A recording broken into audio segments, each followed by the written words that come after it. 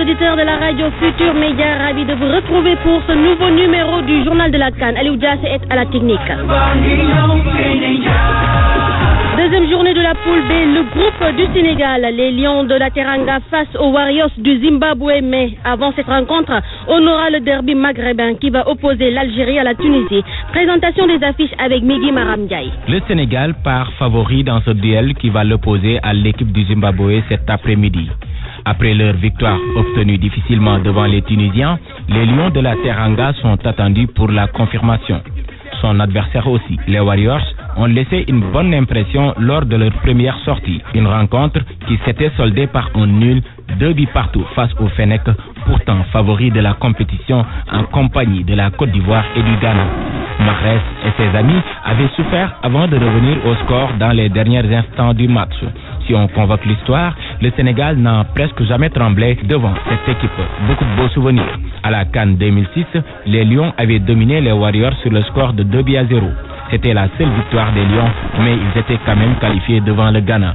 L'on se rappelle également des éliminatoires de la CAN 1986.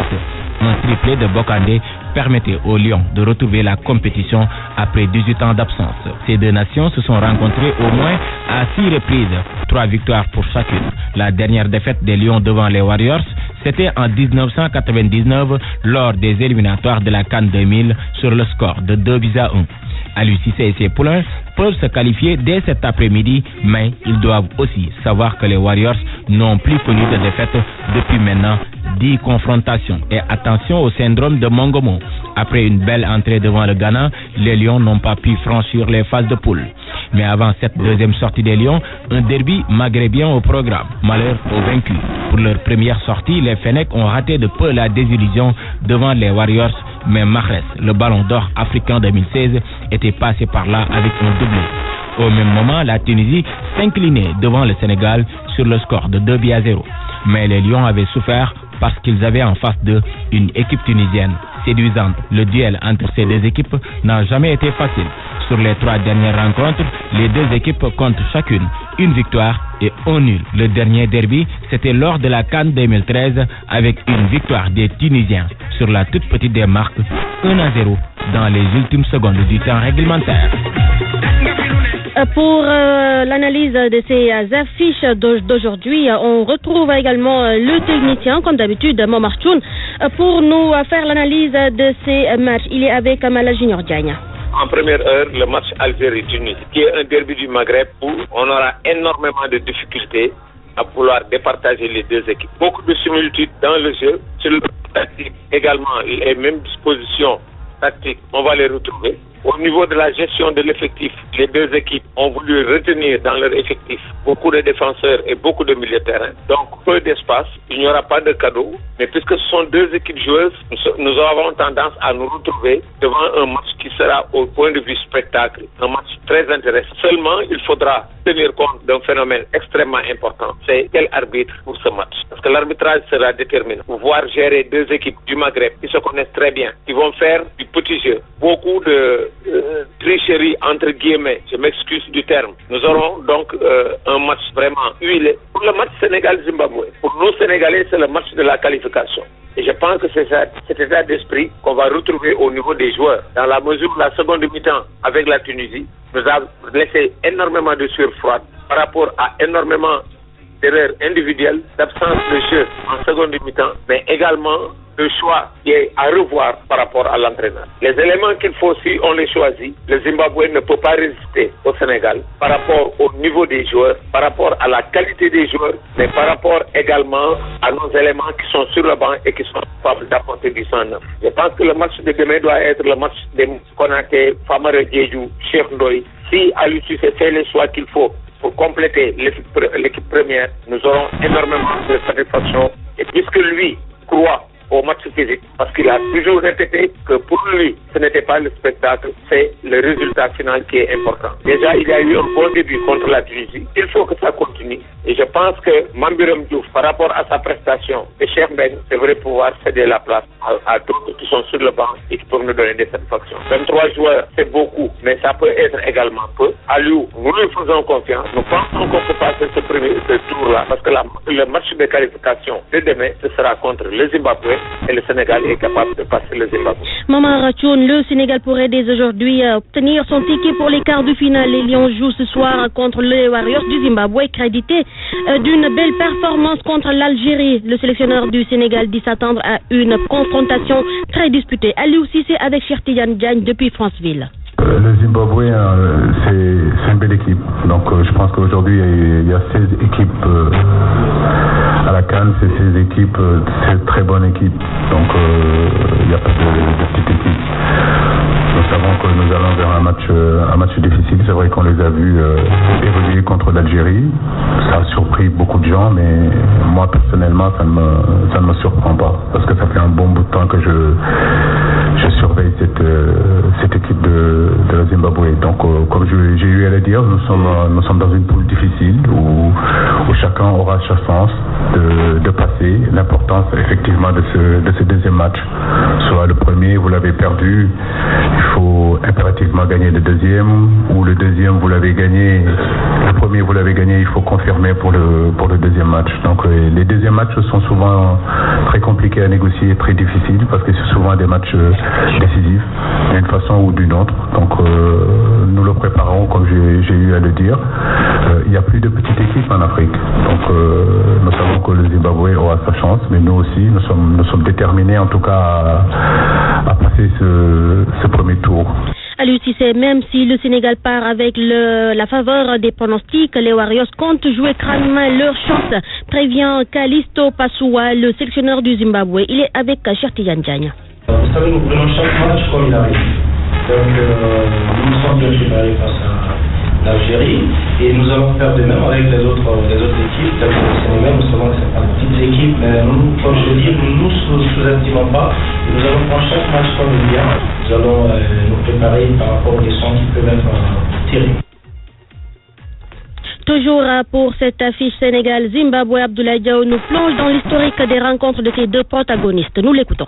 Évoquer le Zimbabwe renvoie forcément à la génération Chersek, Jules François Bokandé, Roger Mendy. On se souvient de ce 1er septembre 1985 et ce soir-là, le Sénégal allait coller à l'élite africaine. Le Sénégal avait perdu la manche allée du côté de Harare, 1-0 et au retour, 3 buts de Jules Bokandé ramènent le Sénégal dans la compétition que nous vivons aujourd'hui pleinement. Chersek était gardien de but, Papal était l'arrière-roi, Mamadou Tow était l'arrière-gauche, Roger Mendy, Racine, les arrières centraux, Cheikh Fall, Amadou Diop, les milieux terrain en attaque, Thierno Youm, Joseph Koto, Oumar Gueye et Jules Bokandé. Moussa Diop Kedom entrera en fin de partie, on se souvient, tout comme Sadio Demba, qui marquera d'ailleurs un 4e but que l'arbitre guinéen n'avait pas validé. Le Sénégal avait fini d'accéder à l'élite que nous vivons aujourd'hui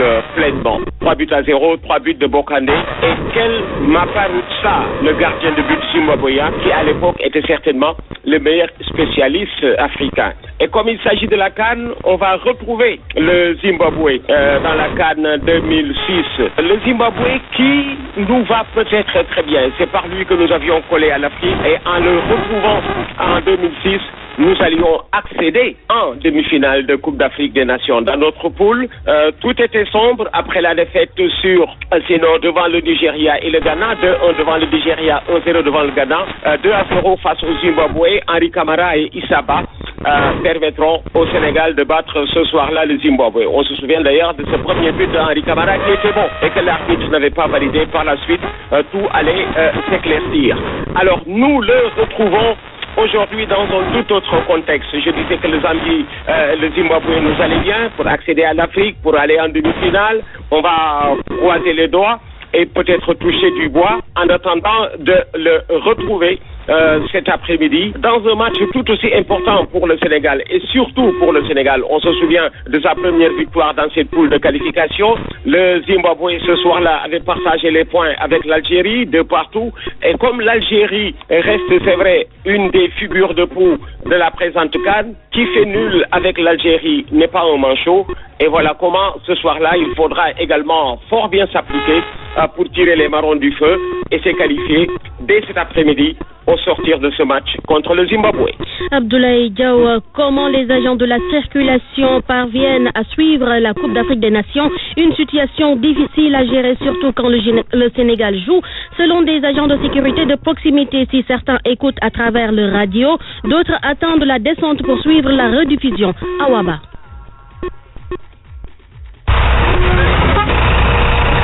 Dans la circulation, un agent de sécurité de proximité, Lucien Nakoué, trouvé debout, il affirme qu'il met des écouteurs pour suivre les matchs de la CAN à la radio.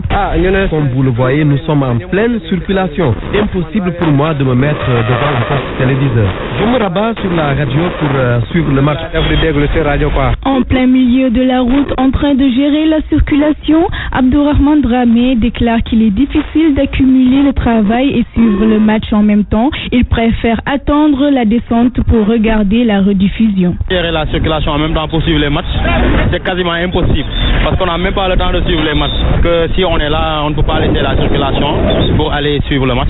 La descente, on peut aller suivre le match indifféremment. Elage, un autre agent de l'ASP juste à côté, selon lui, c'est assez difficile, mais il ne trouve pas de problème d'écouter la radio et de gérer la circulation en même temps. La circulation, mais à partir de 19h bu ñu wàccee dañ koy déglu dañ koy seetaan à la télé waa écouteur laa koy déglu en même temps mooy gérer circulation bi nice quoi. Ces agents de circulation font leur travail tous les jours et en tant que supporters des Lions, ils espèrent que le Sénégal va remporter la Coupe d'Afrique. Awaba, pour cette deuxième journée toujours de la poule B, on retrouve un derby maghrébin qui va opposer l'Algérie à la Tunisie. Un match intéressant vu que l'actuel coach de l'Algérie, Georges Lekams, était le sélectionneur de la Tunisie lors de la précédente édition. La rencontre entre l'Algérie et la Tunisie, les rencontres entre l'Algérie et la Tunisie sont toujours ouvertes selon Henri Kasperzak, entraîneur de la Tunisie. Jalil Oulaga, le journaliste algérien au quotidien Info Soir, interrogé par Cheikh Tidiane Diagne depuis Franceville, nous parle de cette rencontre. Absolument, la victoire est impérative contre la Tunisie. Ça sera difficile parce que c'est un derby maghrébin, donc le résultat d'un derby, on ne le connaît pas à l'avance, ça se joue sur des détails. Il y a eu plusieurs matchs entre l'Algérie et la Tunisie où l'Algérie a dominé la Tunisie, mais en finale c'est les Tunisiens qui ont gagné. C'est la prochaine fois. Nous avons, pour l'instant, la Tunisie a 0 point et nous avons 1 point. Donc, une autre défaite les éliminerait systématiquement de la compétition. Donc, ça va encore donner plus de difficultés à cette rencontre. Hier, le Cameroun s'est emparé de la tête du groupe A avec 4 points au compteur après sa victoire sur la Guinée-Bissau 2 buts à 1. Les Lions indomptables sont revenus de loin puisqu'ils étaient menés pendant longtemps suite à l'ouverture du score magistral de Piketty qui a conclu en chevauchée incroyable dès la 12e minute en éliminant 3 défenseurs. Mais finalement, au retour des vestiaires, les Lions indomptables ont fini de l'emporter. Sur ce, donc, le match aussi Gabon et la Guinée-Bissau s'est soldé par un match nul. Yves Antonio Ogola. Ce sera à quitte ou double. C'est le titre de mon confrère L'Union. Le quotidien d'information générale, proche du pouvoir, publie à sa une image des Panthères saluant leurs supporters. L'Union ajoute que les Panthères joueront leur va-tout dimanche prochain lors des matchs couperet contre le Cameroun, victorieux 2-1 pour sa part de la Guinée-Bissau. Un avis que partage le Matin équatorial qui écrit en sa une « Ça se complique pour le Gabon ». Le quotidien d'information et d'analyse est formel. Le Gabon n'a plus son destin en main dans une compétition qui se déroule pourtant sur ses propres installations. À preuve, le Matin publie à la une photo des étalons du Burkina Faso célébrant le premier but. Pour le journal Mutuki, il s'agit de la CAN de la honte et le Gabon retient son souffle pour la débâcle. Mon confrère ajoute qu'il y a un mauvais génie au Gabon possédé par des esprits mauvais. Il poursuit en écrivant que quand les chrétiens disent qu'il faut l'exorciser pour enlever le mal, certains en rient. Et pourtant, les Panthères contre les étalons ont montré que le pays a véritablement le sang de l'iguane. La presse en ligne aussi se mêle de ce débat sportif. Et Gabon Echo, dans sa chronique de l'agitateur qui évoque une canne de l'amateurisme. Mon confrère se demande vraiment si les gens qui composent le comité d'organisation, le COCAN, sont outillés. En tout cas, il doute. Pour Gabon Echo, ce sont des amateurs. Il précise que ces messieurs ont oublié que l'aéroport de Yem n'est pas balisé. Conséquence, les arbitres ne peuvent donc pas, après chaque match, rallier Libreville où ils ont chaque jour des réunions techniques de mise au point. Pour corriger la bourde, on est obligé de solliciter l'aéroport de Mongomo, en Guinée équatoriale. Yvan Antonio Goula, Libreville, RFM. C'est un Cameroun, Guinée-Bissau 2-11 en faveur des Lions indomptables et le Gabon face au Burkina 1 partout. Ainsi donc la dernière journée de la poule s'annonce épique puisque le pays hôte, le Gabon, qui a dans son compteur 2 points, devra faire son fort possible pour l'emporter face au Cameroun afin d'espérer une qualification en quart de finale, là où les Lions indomptables pourront se contenter d'un nul pour valider leur ticket pour le deuxième tour. Souvenir de CAN aujourd'hui, on va encore parler de la Coupe d'Afrique des Nations 2002. Joueur de la tanière lors de cette CAN, Amara Traoré se rappelle les anecdotes. C'est une CAN très particulière où on était très proche vraiment de la coupe, avec une bonne ambiance, avec tout l'environnement de cette équipe. Vous savez, le Mali et le Sénégal, c'était pas loin. Donc c'est pratiquement comme si on jouait à Dakar. Donc vraiment, c'était comme si on vivait au Sénégal. Hein. Et puis bon, Messi, Bokandé, aujourd'hui qui sont plus là. Et, non, vraiment, il y avait une bonne ambiance. Et puis je me rappelle toujours la fameuse phrase d'Ablaye Sarr en taquinant Habib Beye, Diouf et Fadiga. Lamine Diatta, en disant que vous êtes tous des couches-tard. Tu sais, Ablaye avec ta voix, vous êtes tous des couches-tard. Bon, il y avait eu la bagarre dans les vestiaires avec Alice Fadiga, donc mais qui s'est bien terminé. Pape Sarr à l'entraînement, on était à l'entraînement après une séance d'entraînement au stade de Modibo, je crois, et où après l'entraînement, Pape Sarr s'est chamaillé un peu avec Coly, et Pape Sarr, comme un gros enfant, hein, est allé à côté chercher des pierres pour venir comme un gamin, quoi, le mettre sur Fernand Coly. Donc ça, c'était des anecdotes. Bon, il y a eu mes pleurs, qui ont fait le tour du monde. Donc, et je me rappelle aussi, il y avait le vieux qui était à Mou, qui était vice-président de la fédération, le vieux d'Ambassaligna, qui avait une grande chambre, pour appeler moi, on avait une petite chambre, et lui, ensuite, on a attendu qu'il parte en réunion, et on a fait le déménagement. On est parti, on a attendu qu'il parte en réunion, on a fait le déménagement. Et quand il est venu, il était tellement énervé que personne ne tenait. Mais 5 minutes après, il avait compris le bien fondé de ce changement. Donc, pour dire que c'était vraiment une ambiance. Et puis c'était la première fois aussi que le Sénégal partait en Coupe d'Afrique avec son hôtel tout seul. Donc, tout ça faisait que vraiment on était en famille avec vous savez, dans une famille, il y a plein d'anecdotes, quoi. Il y a des choses qu'on peut dire, il y a des choses qu'on ne peut pas dire. Merci, c'est tout pour ce journal de la CAN. Retrouvez l'équipe de Malal Junior Diagne, Youssouf Bodjan et Tassirou Diallo ainsi que Momar Tchoun pour suivre les matchs en direct sur la Radio Futur Média. Merci à Migui Maramdia pour la réalisation, Aliou Diassé également pour la technique. Sodechap était à la présentation. À tout à l'heure.